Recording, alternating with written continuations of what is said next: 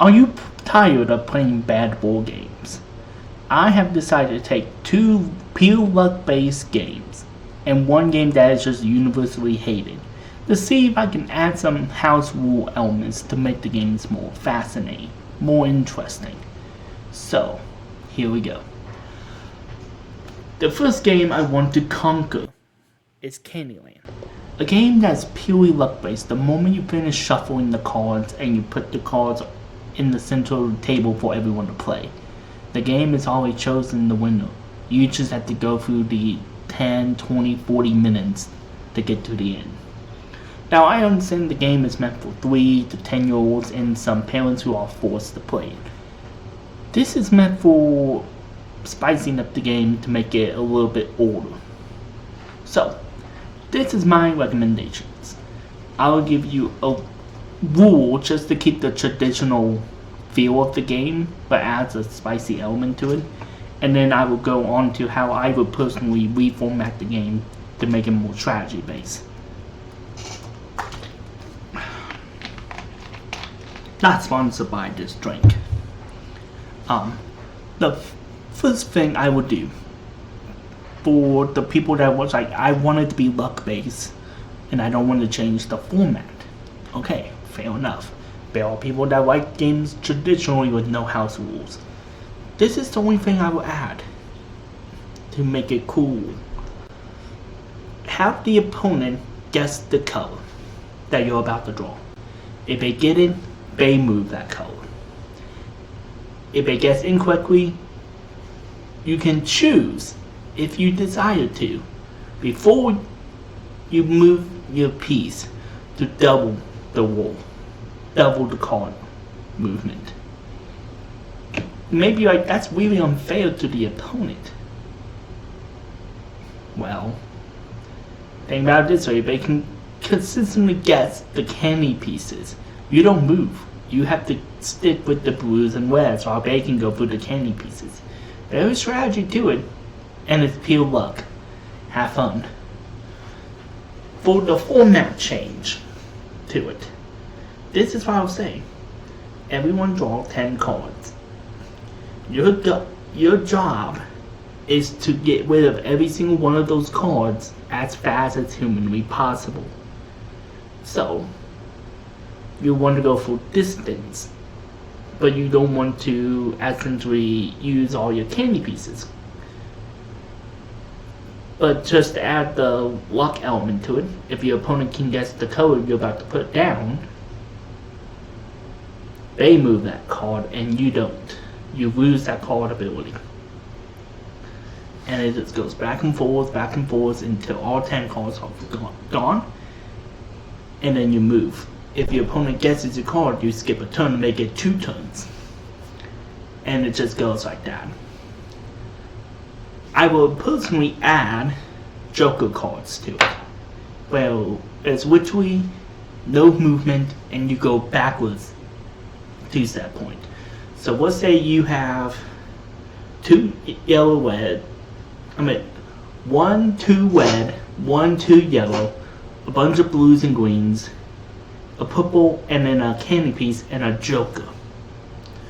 You purposely want to figure out a way to trick your opponent. So maybe you do all the blues, and when they think you're about to put in a blue, because the fallacy of lost cause, boom, you hit him a joker, may have to go back a blue.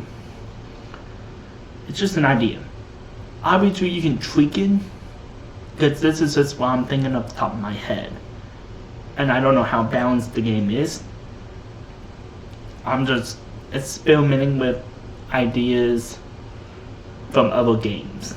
So that's how I would improve Candyland. Make it a luck base with the strategy behind it. You have to get to decide the order and place them down accordingly and just pray that your opponent doesn't guess you.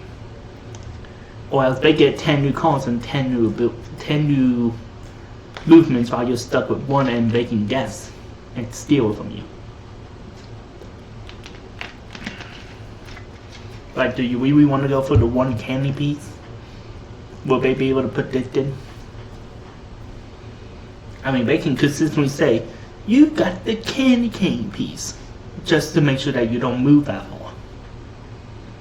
I mean, it's ultimately up to you. That's the interaction I want with it. The next game I want to try to conquer, which I have a little bit more evidence to back up my claims. Snakes and Ladders. This game is also pure luck based. Roll over dice, assist die, and you just go as far as you can. You go up the ladders and you go down the snakes or the chutes. So, this is what I will say to improve this game. Keep the snakes, keep the ladders how they are. However, implement a double die. Now hear me out.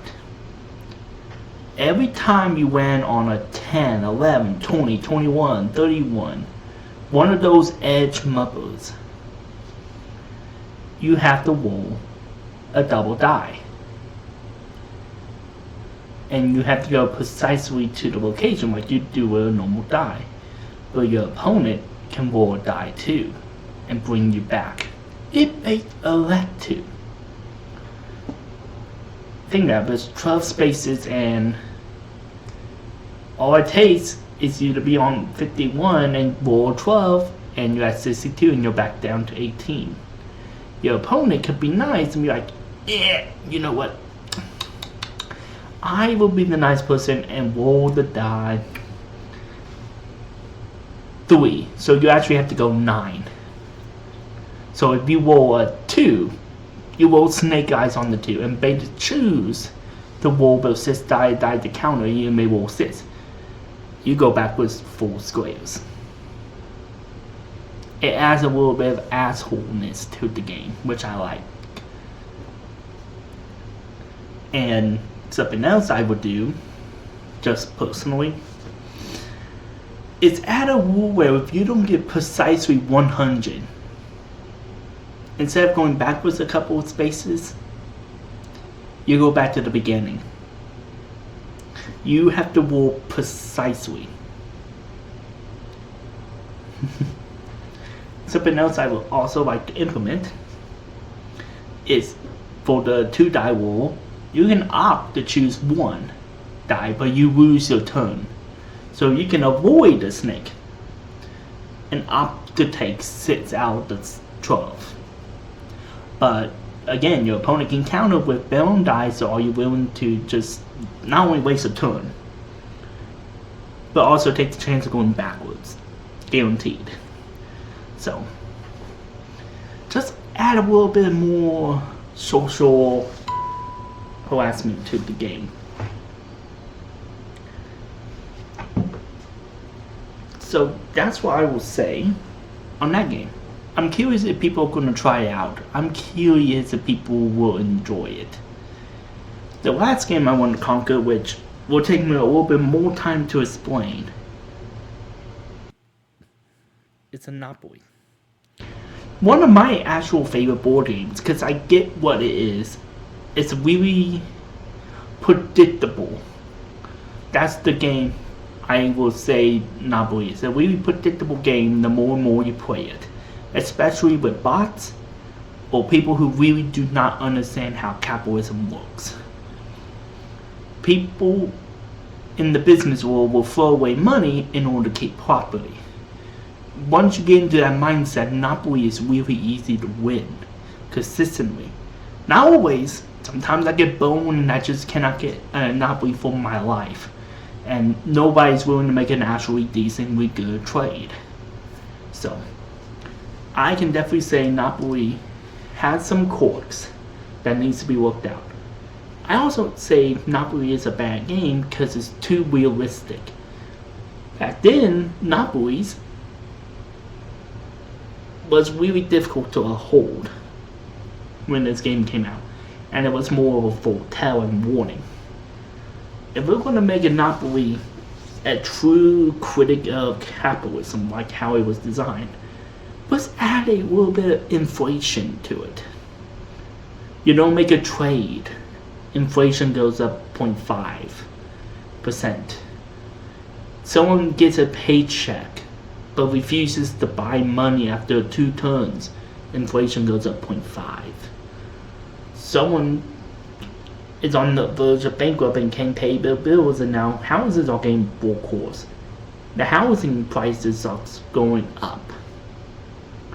Just add an element of teamwork, because that's the truest parody of capitalism these days. The idea of having to work together in order to keep everyone alive. That's the truest form of parody capitalism. So, the game ends when the first person goes bankrupt, or when the bank collapses, because at that point it's anarchy. Inflation goes up. Every bad trade, every house that gets destroyed, and every time someone doesn't pay their bills in full, may have to take a loan. Add a loan element to it. But they're only allowed to buy 1 or 2 loans, similar to life, or else you're not going to be able to buy stuff. If people are willing to donate to charities, the bank, or to each other, inflation goes down. That's what I would say. Make it more of a teamwork game, because God, that is the truest irony of capitalism. So, that's what I would say. Those are the 3 ways I would fix these games. Now, I know these are not perfect game savers, or it will ruin the integrity of these games, but these are just fun little ideas I really want to try one day, just to see if they work. Tweak out some things. If you have a couple of friends have these games, experiment with them. See if they actually work the way they intend to. Like, I want to imagine a monopoly where no one wants to go bankrupt or else the game ends. And you want everyone to work together to make a monopoly together as a united family. I'm just curious how that would work. So, and also the Candyland thing. I want to see if that actually would make the gameplay better. Same thing with the shoots and ladders. Anyways, that's all I have for you today. Let me know what you think. Again, this is just a stupid fun little thing that popped in my head and I want to talk about. Peace.